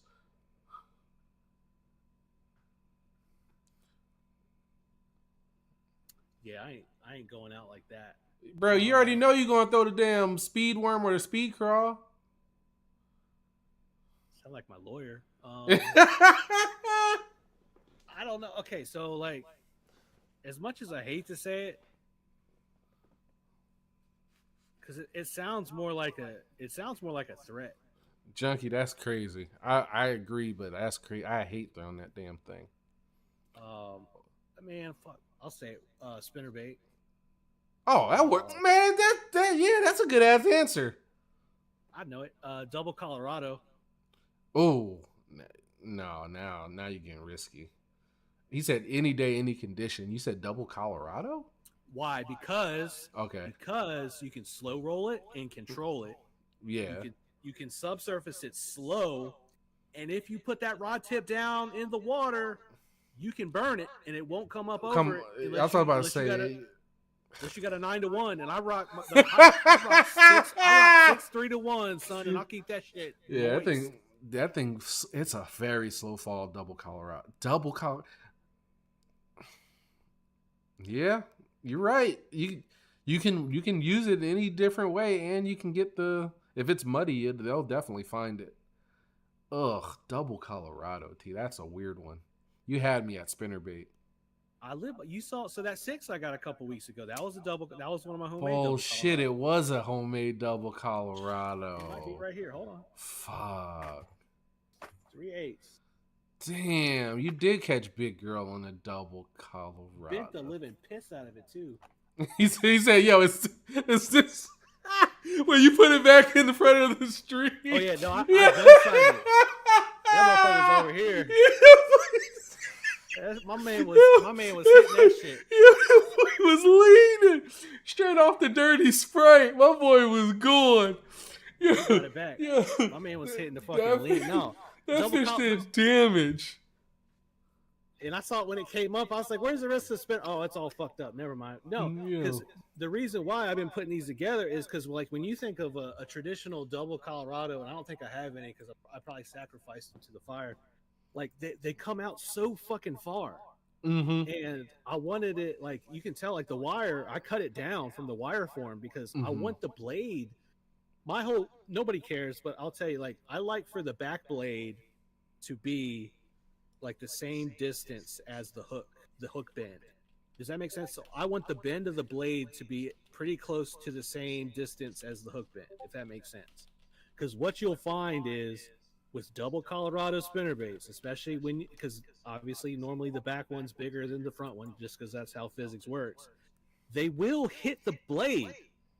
So just because you have all this extra stuff doesn't mean they're going to hit that stuff. They're going to hit the blade. So my thinking was always, if you bring the wire relatively closer together, in other words, it's not far as shit apart, even if they go after the blade, they'll still get the hook. Yep. Because they're right there. So if the blade was all the way out here or all the way back there, they have a realistic possibility of missing the hook. And that's when somebody says, "We'll use a trailer hook." Well, first off, how dare you? Yo, I'm that guy too. I'd be. And third off, a trailer hook means I'm going to throw it into a brush pile and never get it back. So the whole premise was to get it compact, but have all the extra shit, have the kicker blade on there. And I bend mine. I won't show y'all how because you got to subscribe. But I bend my kicker blade for a couple reasons. Anyways, but that in itself, like I could take something like this. This is 3/8, but I've got a couple half-ounce versions too. I could throw this, other than like crazy clear water. I could take this anywhere other than crazy clear water and probably find the dumbest fish somewhere. Yeah, facts. I got you. And T was asking. I mean, D Bunny was asking, is there a reason most spinnerbaits have an open spot where you tie your line? Yeah, in wire bending, I think Pat hit it. Yeah, manufacturing simplicity, but wire material, if you give it too many twists and bends, you already You've compromised the temperament of the material. Yeah, thank you. That's exactly what it is. You've already ruined it. The best way for you to put your own type of line tie in there is to just like that. You put your own kind of grab item there, but then you also create a new stress fracture on that thin wire. It's a very gentle science on the material used there. You can take craft wire, like regular ass, like this is the wire that I use to tie on skirts, and you can wrap like 2 wraps around that bend and it'll close it without compromising the wire. Yep. In fact, our good friends at the Guggen Bait Company, when they were pushing out their spinnerbaits, they had a little green, neon green, just like a little rubber band, like a little O-ring. Yep, that's what it was. Just what I'm say. Just get an O-ring. That would accomplish that same thing. So the bend ones, or the ones that have the wrapped or the closed eye, normally, like the big muskie spinnerbaits will have that, just because you're dealing with muskies and you probably have a big ass titanium leader. You're not tying directly. Plus, the wire is heavier gauge, so it's less likely to be impacted by the wrap process. But if you take a smaller gauge wire, like, you know, largemouth, smallmouth, or like crappie focused, you know, design, you want the open just because you want that wire to last as long as possible. So you will break the closed wrap spinnerbaits a lot faster. Mm-hmm. I'm not saying don't get them. I have some that I really like, but I won't say I retired them, but I don't like throwing them because it's only going to take one swipe and they're gone. Yep. Stuff like that. Yeah, and I mean, just over my tournaments and watching like people who throw spinner baits religiously, they'll probably go through about 2 or 3 within a day if they're catching them. Like it's a sad it's a sad realization. Like that thing gets Yeah, tore up, but it's gonna go. Its life expectancy on a good day is a lot lower than any other lure. absolutely. No, I mean I've got a couple. The Heart, HART, the Heart. I've talked about this before, so some of y'all heard it, but Heart, and I have a couple of them. I'm not going to reach up there because probably get a hernia reaching up right now that far. But the Heart spinnerbait, it's called. They don't make them anymore. They're called the Sweetheart. Mm-hmm. It's a single Colorado. It's thin wire. They're like a quarter of the ounce. But they've got like a teardrop head shape. Anyways, they're closed wire. In other words, they close it and then wrap it as it goes up the arm to the blade. And they caught, and they were like $2. So I would buy like 4 or 5 of them at a time, but I would burn through them, like, not even good fish. I'm talking like, Yeah, like a pounder, like 2 or 3 pounders, and it's a wrap. yeah. Just Um, a good head shake or a good jump. You're compromising that bend. and I was using 40-pound tests, so no, it's one of those kind. It's done. Um, You broke it as soon as you tied on to it. It was already broken. No, yeah, you slip the damn uni knot and you're pulling two baits away from what used to be. It's now a travel, like you got to fucking like some assembly required kind of like bring your solder gun to the lake. Yeah. Kind of deal. Yep. Oh yeah, that is something I've seen people do too. Is try to resolder that wire. That is not. I get it, but you already lost. The battle's already lost.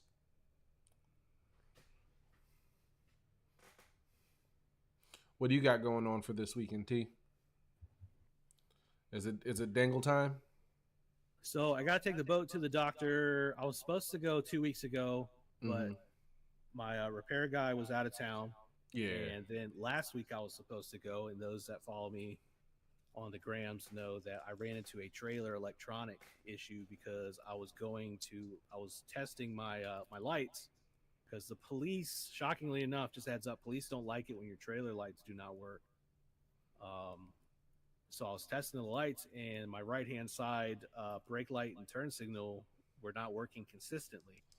Okay. And I didn't want to risk it for the biscuit. So I was inspecting the plug from the trailer side. And as I was trying to look at the wires to see what was going on, the green wire, which is the right hand side, it broke. It came off, Yep. and so it went Bluetooth. And the problem is it wasn't Bluetooth ready. And even So, though I was informed by federal wireless. agents that it's great if you just take lefts, the problem being, if it was just the turn signal, I can absolutely make it happen. But it's the brake lights. Damn. That Green. It's funny because when they call them the brake lights, and when they break, Brake. it's not that funny. Why don't they call them the working lights? So the problem is that happened. So I ended up finding I have a couple spare plugs, and I over-engineered. I have a picture, but I will not show you all the picture because you already cyberbully me enough. But I over-engineered a repair. The four Molex connector, you over engineered it. No, so it's got 5 wires because it's got the running lights. Oh, Wires it's a 5. too. It's a 5. Yeah. So it's a 5-wire, and I had one. Mm-hmm. So I had to take. There's like I don't know how to explain it, but basically I cut off all the wires at the old plug, and that's the original plug. So it's like 25 years old. Okay. So I'm not buy too liquor. mad. It was a matter of time, and stripped it out a little piece, and I got the butt-in connector shrink, the heat shrink ones. And then I used my new plug with like 8 inches of wire just to make sure I didn't mess that up, and I got them spliced, and I used the heat shrink butt-in connectors. All but one, I was able to get on an additional piece of heat shrink tube. Okay. And then those I wrapped in HVAC duct tape. So HVAC duct tape ain't that wimpy shit. That's the stuff that you can leave outdoors for like decades, and it doesn't go anywhere. So I wrapped it in that. Then I wrapped it in electrical tape. And then I covered the entire thing, including the wires that led to the plug. I put the indoor-outdoor silicone landlord special. I was about to say, did you put the goop on them? Yes, sir. There are looser connections on the International Space Station right now than there are on the trailer side wiring. Yo, you talking about NASA like the Space Force won't come get you, yo. Chill. They I'm have a hit saying squad. they can bring that shit by all means. They'll send a satellite driven railgun I'm down. telling you, strawberry jams, but my Glock don't. So if they want to test it, come on down. The point being is that shit is going to be if something goes wrong with it, because now keep in mind this problem has probably been in there for a while, and when I put the new brake lights housings on the trailer, it's the LED ones from Harbor Freight. I thought that I'd wired them on wrong, so I rewired my You right doubled side down. light at like twice Mm-hmm. because I thought that I did it wrong. But all the while, that freaking wire up at the plug was trying to turn into Bluetooth. So I'm straight getting bit by fucking fire ants and shit, trying to sit underneath this trailer to rewire this fucking light housing thing, and it's not even the problem. It was that green So, wire waving oh my at you. gosh, I'm just saying, we was turning drywall into Swiss cheese, dog, when I got back in the house, because these hands was rated E for everybody. So we was doing that. So anyways, I feel like I got through that. It should be fine. So Friday morning, we're going to take Tracker down to a gentleman in the southern area of Virginia Beach, down in Pungo. Pungo. We're gonna drop that off. The guy's good. He got me up and running a couple years ago. Got me wired up, and I've already communicated with him. So he's gonna get the motor figured out. I got a couple other questions for him just to make sure everything's kosher, because I want to get on the boat. I know I've been talking about it forever, but I do want to make that happen because I got some scores to settle, and then that means I'm only going to have the plastic boats here at the dry dock. And I'm thinking of, I mentioned this earlier, but there's a spot that I go to and I have been going to for like the past 4 years now, where this place owes me a 5-pounder. And I'm so sick of not getting one. And you might think, well, T, maybe they're just not there. Yeah. Well, first off, third off, matter of fact, a dude I know and I fished with a couple times. He got second. This dude sent, like, it was last spring. I get a text message from dude, and he's like, it's him in his kayak, and he's holding a fish, and he's like 6'5" on my scale, and I recognize the background. It wasn't. And that's the spot. It wasn't Home Depot Carl, was it? No, that's my dude Ben. He doesn't know me, but we're best friends. Point Home being Depot is, so this dude sends me a picture of a 6'5", and I know the spot. I know exactly where Exactly. he was casting. And he's like, yeah, I got it on a red square bill. And man, so they're there because my dude literally picked, like, I don't, like, there's some people will fudge some of that stuff, but this ain't the kind of dude that would fudge that. Yeah. So I'm going there professionally. Like, the locals know me. Going there professionally. And this dude shows up and just sticks a 6'5" casually. And I don't get it. And it's pissing me off because I know they're there. And there's been 2 times, for what it's worth, because I still stay up at night. Like, there's been 2 times where I've got bites and I couldn't get the fish up to the surface, and then the hook came out. Yep. So it's either a carp, 20-pound catfish, or it's my 5+ pounder. 5+, or it could be a mysterious bowfin. If there's a bowfin in there, I would run for my life. Hey, Sniping Barber. And I don't like running. But we got a party. We got a raid party. Ray from Skilled, who was fishing with 70 folks. So what we're doing is we're putting our credit card information in the chat, including the 3 in the back. Name of the street we grew up on, our mother's maiden name, and the name of our pet. Go ahead and send that in the chat. Don't put that in the chat. We are not doing that. We're going over. We're evading taxes and doing identity theft. Come on in. First you come at the IRS. Now we're talking space stations. And come on, man. Let me ask all the new people that if your goal was to go to a place that you know like the back of your hand, and you only want to catch one of the biggest fish in there, and you've got 5 hours to do it on a weekend in May, how would you do it? And by the way, live bait, including shiners and hot dogs, are not allowed. Damn, you done probably killed like 77 of the 78.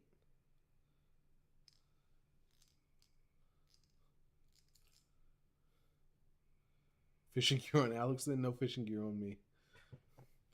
Please, nobody post their information out there. Not safe. Not safe. So that's kind of so. If I end up going out this weekend and we stick one that's over 5, we're gonna have a giveaway. You gotta post it on Fishbrain and get everybody to fucking go in there and start posting pictures and burn it to the ground. Well, what's interesting, just to add to the story, is not very far from the body of water. There's a haunted house. And when I say there's a haunted house, it's literally a place that's established in a very old neighborhood, and they do tours and they charge people money to go in and detect paranormal activity. So this is a fucking haunted. This is a haunted pond, everybody. You're fishing the poltergeist pond.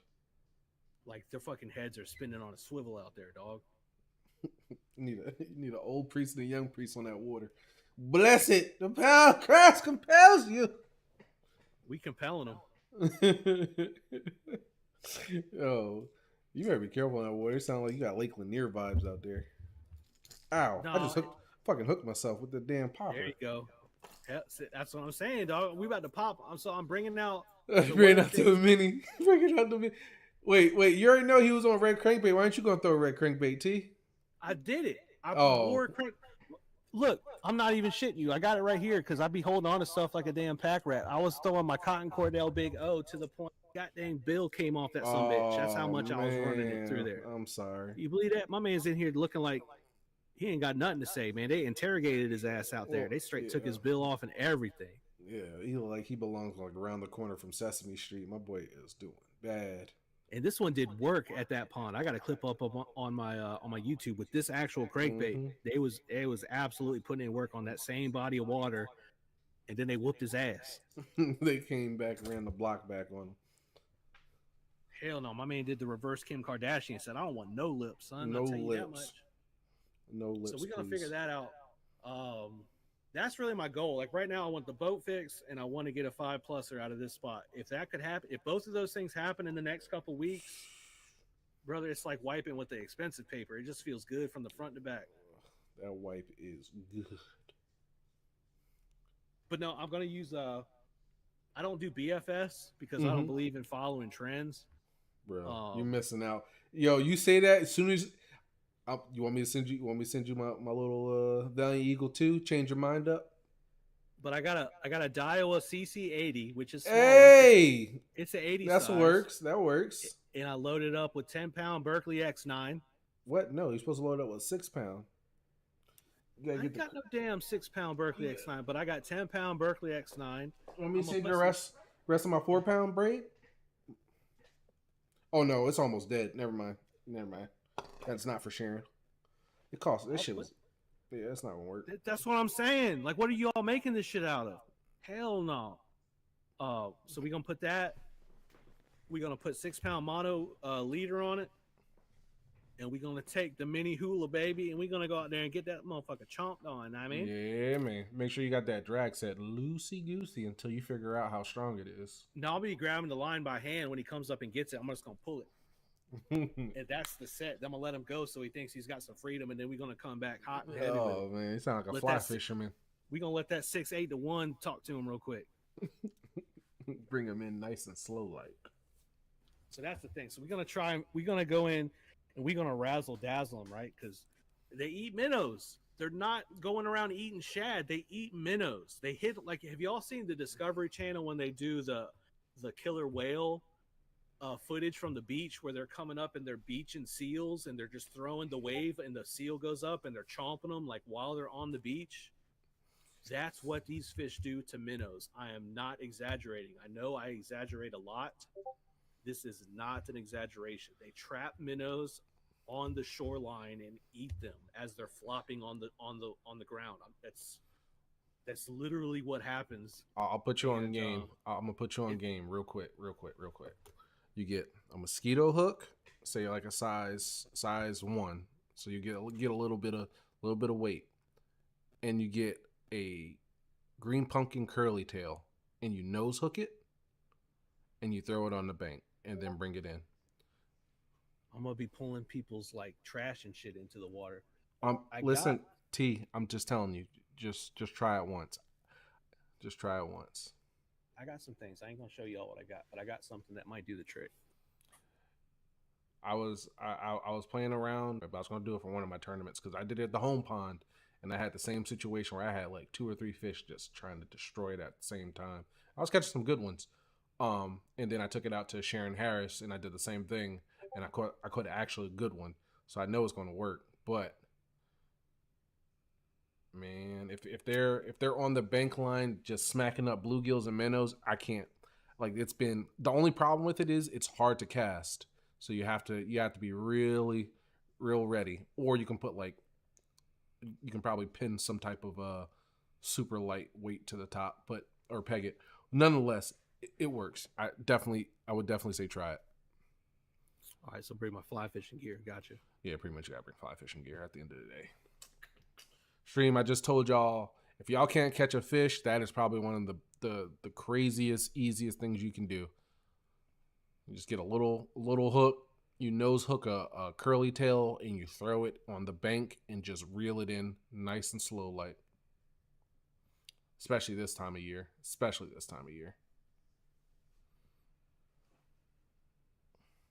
That being said, let me add that. Let me go grab my bag of curly tails that aren't there anymore. Nope. You bring it to Lake LeBron James? Yeah, I'm gonna take it to Lake LeBron James. I'm gonna probably do it for practice tomorrow. I'm gonna probably stop over at like a Walmart or something to see if they have any curly tails. Got the Cuda cutters. Thanks to Darren Currency. Yeah, Mr. D Currency and Keel. Oh no, that was what's his face? Solo had him down south. Solo and D Money.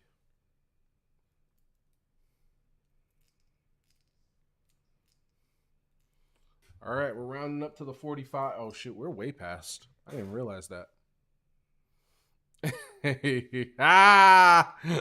Pharaoh's in the building. Creek Life Lure Company. Co. If y'all do creeks and you like little things that look like real life things, you need to go to creeklifelurecompany.com. creeklifelureco.com. Because they're putting some great things into the world that the folks that enjoy the shallow, skinny water would probably want to have with them if they like to catch fish. Last year, Pyro was getting inspected by other micro fishing companies. They were buying his baits just to see if he was patent stealing. I thought that was really good on his part. Like he's doing so good of a job that other people think that he be stealing their stuff. That's right. 10 out of 10. It's a thing. It's a trendsetter. I won't say who was buying his stuff, but he told me, and I thought that was really cool.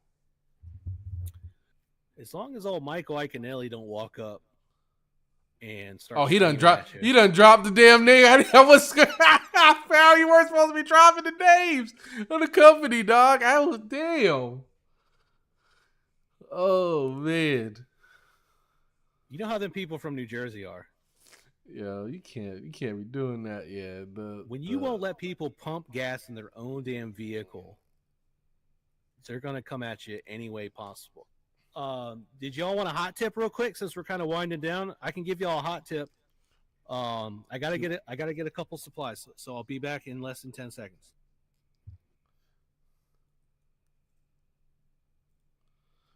Oh man.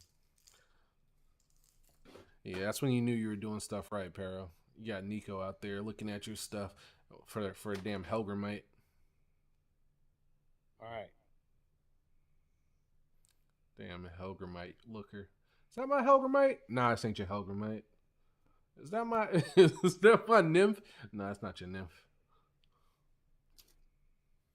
Nobody's stealing your designs. I'll put y'all on some good information because you don't come here because I look good. Giving them a hot tip. Or do you? Hey. All right, here's what we do. All right. So, first step. Please don't be a tube. T, hold on. Before you start, does this have anything to do with the tube? So this little right here is called a tube. Oh and my what happens God. with the tube, and I've already set these up. So what you got to do is you got to go to your favorite tackle retailer, and you got to get you a tube, soft plastic tube. This is a Zoom, big Zoom tube. A lot of people have the tubes. You can get them for 3 inches size. Gets it are also things. So you got a tube and they're hollow, usually hollow. Strike King does make some that have plastic in the head. That way you can pitch them and flip them and put They're a wide gap in there. despicable. What is it? Why don't you like tubes? No, go ahead, man. I'm sorry to interrupt you. We'll talk about it afterwards. The internet is a series of tubes. And we're on the internet, so here we go. Hey, Breezes. So you have a tube.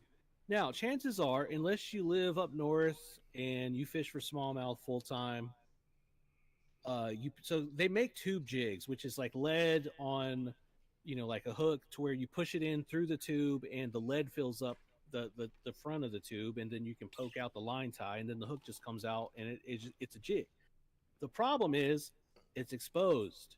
The hook is exposed, and that can be problematic if you're anywhere where there's crap for you to snag. There are ways to take a similar jig and turn it into weedless, or it becomes like a wide gap. The problem is that I've found, depending on the manufacturer and the type of tube, so the durometer, which is the hardness or softness of the plastic, you're likely to rip it all to shit. So you'll get like 1, maybe 2 fish per tube if you do the thing where it comes out at an angle and then it goes back in, and that's a problem. It can be, especially if you're not trying to buy a bunch of stuff, because it is not delivery, it is the struggle out here. So if you don't want to keep buying tubes, that's a problem. So the question becomes, how do we make a tube weedless and relatively durable? Well, I've got a solution. And if you're here for the next episode of Hooksets, no, okay. So here's what you do. You go to the store. You can go to an actual store, as far as like a retail store, or you can go online to one of the more famous or whatever retailers you have. And what you're going to do is buy these Plugs. foam disposable earplugs. You can get them pretty much anywhere. Candy Walgreens, corn. Walmart, and they're foam, and you can squish them. You're supposed to squish them and roll them and put them into your ears when the cicadas won't shut the hell up when you're trying to fish. But what we're going to, so basically, and you can probably already start to see what we're doing. When you have the plug and it's expanded to its full size, you can see that front end of the plug is rounded, and then it comes back and it's flat here in the back. So there's the round section. So it kind of looks like a bullet weight almost. And I've already done it to these two, so I can't really show you, but you roll them up, and then basically you check the prostate on the tube here, and you just shove it straight up the old honey hole, and you work it all the way to the top. And and there's one in here, like I said, so this has already been done, and it creates it to where that whole section, so just for size purposes, it fits up in there, and it goes back far enough to where you can take something like an extra wide gap hook, a standard soft plastic for pitching or flipping or whatever hook, and you can rig it, and that bend of the hook will sit inside of the foam, and will give you the durability. You just come back up and Texpose it or skin hook it like you would like a standard worm. You'll get more durability. The foam itself will also allow, depending on the size of the weight that you use, it'll slow the rate of fall. It is foam. So if you use a smaller weight, I would say the smallest weight you can get away with is the one you want to use. Pitch it in, and it'll kind of fall, especially if you peg the weight. It'll still have that swirl, because they kind of swirl when they go down. It's a very interesting thing. It's a unique thing that other soft plastics don't do. So if you're at the lake and you're pitching plastics and everybody's throwing your traditional creature baits or your beaver baits or anything, they're not seeing tubes probably. And they're not seeing slow falling tubes probably. And it could be loud down there, and they want something to help their hearing protection. Those that use attractants, I use attractants. The foam will absorb it too, so you can pour some down into the tube and kind of squeeze that little foam part, and it'll hold on to it. Another added benefit. But if you're interested in tubes, like both of us are, Clearly, you can use something such as the earplugs, the foam ones. You can get them wherever you get stuff, um, and you can have a tube that lasts multiple fish, falls different than other tubes, smells different than other tubes. It's just it's a great thing. So Oh, all five people that are actually still here and paying attention, I'm glad that you were able to learn that today. I will say you have inspired me to try to Nico rig it using that foam piece because there's no way a Nico weight could fit in the top of a tube unless I had the foam up there. So thank you, T. So you're gonna wait, then foam it. No foam weight from the tip to meet into the foam because there's not enough meat up there. Oh, Yep. okay. And then just either hit it with a quick quick little hook on the side and send it out there on its merry way. If that doesn't work, the alternative would take like a stick worm, like a yumdinger, Oh yeah, and just shove cut them off up in that there. section and shove that. People tend to do that too, but the foam, the earplugs, they don't rip. They don't Yep. rip anywhere near as easily as like soft plastic. It's soft, so you Mm, get way more mileage for your tube. So if you do end up doing that, that'd be an interesting follow up to see how that works out for you. I like it. I'll try it out. Hate tubes. Okay. Well, they like you. It's freaking uh, heli angler caught like 3 fish behind my boat on a tube during a tournament. I switched to my tube. I switched to a tube and caught a fish too, so I can't even knock it. I don't throw the traditional tube. I was throwing like that 6 cents crube, the crawdad tube that they made. That shit's fire. But yeah. I got a few something like that, and I've also got. There was a very short time. I'll show you this because this shit's hilarious to me. Maybe anybody Oh, else might find it Julian funny. was asking what taper do you throw the tube on? I don't know what's the taper. What tapper? What's a tapper? Yeah, what's that? I will tell you, Bass Pro, because they're known for being original. At one point, they don't make them anymore. They took like they have a Sticko, which is the Senko cover thing. They took so they made a tube and they stretched it out like a stick worm called the the stick tube. It's a fucking tube that's that long, Bro, and that's it's got fire. look at that right there. That's pretty dope. So the Sticko tube. Why'd you get it in the smoke charcoal color? My brother bought these and I stole them. But you can also put the ear plug in there. Yep. The tube. Okay, so here's what I'll say for that. If you're gonna be in some thick shit, like if you're throwing it in some muck, if you're throwing it in some visible cover, or otherwise you know that there's a whole bunch of shit going on, then at least medium heavy. I would not throw it on a heavy just because there's no point. You don't have to use a crazy heavy hook unless you're in Florida. So you can still kind of finesse it. So if I was gonna throw that tube tomorrow, probably 7 foot medium heavy, whatever you're comfortable with. If you're throwing straight fluoro, 15, fine, perfect. You probably get away with 12. If you're throwing like braid to leader, whatever braid you like, 12, 15 pound leader, quarter-ounce weight. I mean, you can pitch and flip and you cast it. You can hot spot it, just drop it straight down. Definitely, I wouldn't use a heavy. Absolutely, medium heavy at the most. If you're in clear water and you're using skinny line, you could probably get away with a medium, especially because you're probably going to have to cast a little bit further. Because if they see you, they're not going to stick around to see the tube. So if you gotta reach out to them and let them know that you care about them, having that medium is probably going to give you a little bit more flexibility in the blank to send it out and also have some accuracy. I'm not sure why we got to a point where everybody wants to have a 7.3, 7.6 rod. Because when you get longer rods, it seems like your accuracy tends to go down. Um, so if you're trying to pinpoint, if you're trying to hot shot and like make sure you're hitting your spots, a seven's great, but like I got 6.6s, I got 6.8s, I got Yeah, 6.9s. 6.8, 6.8 and 6.9 really do well for uh for kayak precision casting, Absolutely, especially under absolutely. like overcuts and stuff. Oh my gosh, 6.8 just be. I feel so in control. a good 6'8" or 6'9" medium heavy, absolutely will change your life. It's incredibly versatile, and you could use it in that scenario, probably with no issues. And again, unless you're like going into some straight thick ass slop shit, Yep. that would be the only time I would say you gotta go up with the firepower, just because you're in so much shit. You're gonna need that leverage. But generally speaking, at least my purposes, I'm medium heavy 7's gonna do pretty much everything I need it to do, and anything it can't, I don't need that shit. T with the hot tip. Thanks, T. For all you tube lovers out there,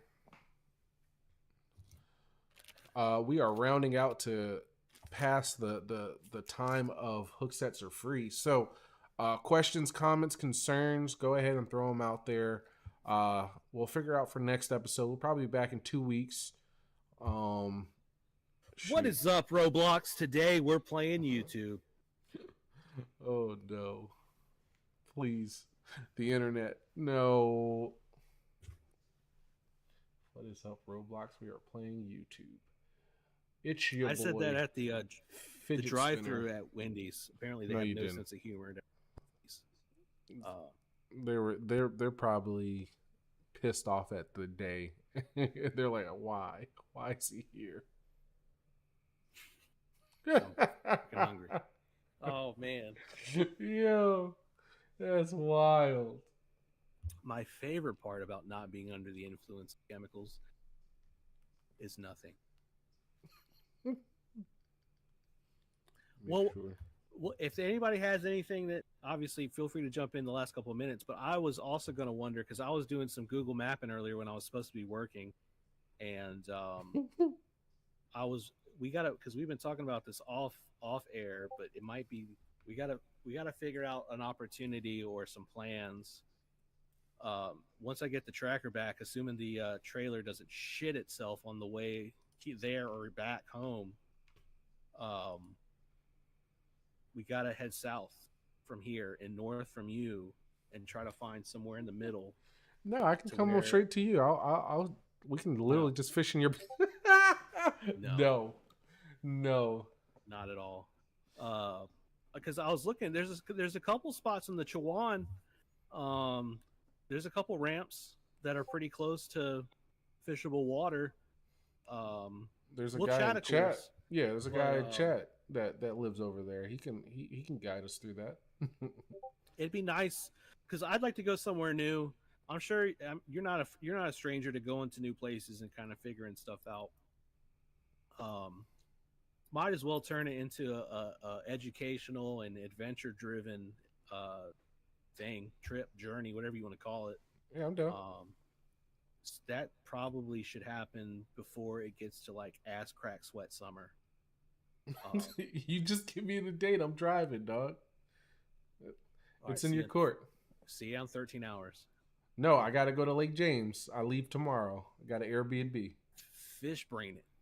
You'll know exactly. Fish brain it, yo. It's already thrown me for a loop. Earlier forecast said it was going to rain, so I already had a plan to go chase water influx. Now there's no rain hitting that mountain because it got stopped outside the mountain. So now I got to go back and figure out clean fishing water. So word on the wise, if you get a mosquito hook and a curl tail, yep, just a little grub. Throw it right there on the shoreline. Bro, listen, I can't be showing y'all this tech, but I'm gonna show y'all. If I can stream tomorrow, I'm gonna show you. It's stupid, T. I'm gonna super glue a grub to this earplug. Okay. And actually, no, I'm gonna put a swivel. I'm gonna cut a hole. I'm gonna put a swivel on one side. I'm gonna cut a hole in the head of the grub, and I'm gonna super glue the other end of the swivel. Okay. And then we're gonna nose hook the earplug. I'm gonna put a stinger treble into the body of the grub, but it's got that joint now like a swim bait, because that swivel is gonna be swiveling. And yeah, I don't know. I feel like that could be a thing. So we're gonna make that, and we're gonna sell it through Creek Life Lure Company. And it's gonna be called, I don't know what the name of it is yet. But we're gonna get the patent lawyers on it pretty much immediately. So get ready for that. Hit ICAST 2026. Immediately. If you get on the water before the sun comes up, are you starting with top water or something else? Uh, I probably won't be there before the sun comes up. I'll probably hit the road around like 3:34, so I only get to Lake James around 7 or 8. So I'm going to be there when the sun is up. But normally, if the sun is not up on clear water reservoirs like that, yes, I'm throwing top water. I've been oh, in general, yeah. It's best to throw noisy, sensory driven baits at that point. When it's low light conditions, it's best to throw sensory. Uh oh. And I even got the treble on there. Yo, he got the. You better not come off of this mother sucker. Yeah. So yeah, got it. I still got it. This is the one he sent me. I still got it. I ain't lost it yet. Mine's in the bottom of Lake Tillery. I got 3 of those things in the bottom of that damn lake. Oh Lord, man. No! I'll be throwing this out. Fucking Helen Keller coming out of the woodwork. Down, dog. I said, go ahead and don't worry about it. Keep on stepping, girl. I miss mine. Yeah. So yeah, it depends. If it's flat water, yeah, I'll be throwing that. If there's some chop on it, I'm probably throwing a wake bait. Yep. A big wake bait. Wake them up. Hell yeah. Yeah, it's an oversized wake bait. I don't know if they got tied on anymore, but yeah, it's a bull shad. But yeah, if it's flat, yeah, I'll throw that. But if I have to cover water, it's normally just going to be the buzz bait, and I'm just going to run it. Can I throw a wild card in there? Oh, and a little Nessie? Yeah, man. 7. Yes, sir. Good right bait. Under the surface. I didn't expect those to be as light as they are. They're very, very, very light baits. I did not think that they were going to be that damn near weightless. But yeah, that's a good bait. Hookups are tough on it, but it's a good bait. Well, I've got 14 trebles on it, so good luck. Cha-cha glide. I mean, yeah, glide baits are always going to be good, especially if the conditions work for them. If you got fairly clear water with a light chop, yeah, glide baits always work. Or if you're throwing them around protective areas like boat docks and stuff like that for ambushing. Yeah, I don't think we have any more questions after these. So, man, it is about that time, T. It's about that time. How long have we been live? Oh, 2 hours. Good. Jeez, I think this is our longest Hooksets for free. I mean, y'all are amazing. We do it for the people, and the people want sun chips. What flavor? Cheddar. Oh, I get the red bag. What's that? The salsa? Oh no, that's my favorite. More cheddar for me. That's fine. It's okay. That cheddar's weird. All right. Well, so we'll figure out a topic. We gotta keep people entertained. Okay. Yes. Just in case y'all forgot, we're out there. Well, Alex is out there on the water, South Boston, Virginia. The Batsathon. First place. Hold on. I got my second grade report card around here somewhere for flexing. Go ahead and do it right. That's before y'all go. Gotta leave y'all on a winning note. The media tour. So he's going to be going around. He's going to be signing books at a Barnes and Nobles across the country. The funny thing is he's not even the author for them. But the autograph. Just a random dude writing autographs on people's just like picking up books and stuff. It's like freaking like boom. It's like kidney health. Yeah. Let's go ahead and sign that. Here's shake a kid at checkout. Get his Harry Potter book. Secondhand Harry Potter book. Yee. Let's go ahead and sign that. Here's a Country Living magazine. Let's go ahead and sign that. Yep. Might as well. So we'll do that. So you'll be out streaming tomorrow? Yeah, hopefully if I have reception. I don't remember how good or bad Lake James's reception was the last time we were out there. So yeah, we'll see. Hopefully I don't. Yeah, we'll see. And Friday and Saturday? Thursday, Friday, Saturday. Yeah, so I'll be practicing tomorrow and Friday. and tournament on Saturday. If connection's good, we'll be up all 3 days. So we have an alternative to watching the Elite Series event. The Sabine River, where they'll be catching 11-pound bags. Sabine River. Oh my gosh. I don't know how they put that back on the schedule again. I have no idea. There's a money laundering somewhere. Yes. Yes, that's normally how it goes. There's no reason for them to be back there. I like how Jacob Fouts he put an Instagram reel on today saying, "I caught a redfish today, and I feel like if we're in a place where you can catch redfish, we probably shouldn't be bass fishing." Bass fishing, facts. Yeah, Justin Hamner posted one too. He caught like a 12-inch, 2-ounce bass. It was like, yeah, we're back. Break the scales because we'll be breaking the scales. I don't remember. Was it last year? Was it like 50 or 60 pounds? Won it? Like, come on now. After they put the weights in the fish, yes. Weights in these fish. Tungsten. Are you shaking a bead? I am shaking a for legal purpose. No, it's a jig rattle. I don't think y'all can hear it. Oh yeah, we can hear that clear. That's clear as day, dude. Yeah. Go stuff it in the earplug and throw it in your jig. No, I was thinking about putting it in my cereal tomorrow just to see what happens around 4 to 5 hours later. Shaking things to be up. determined. Yeah, if I'm not here next episode, you know why. Got the beads in them. And we ain't they're gonna be anal.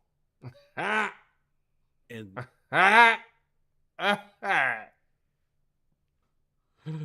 oh, T. Shout out to my youth group leader for watching tonight. Oh, done. See you in the showers. All right, folks.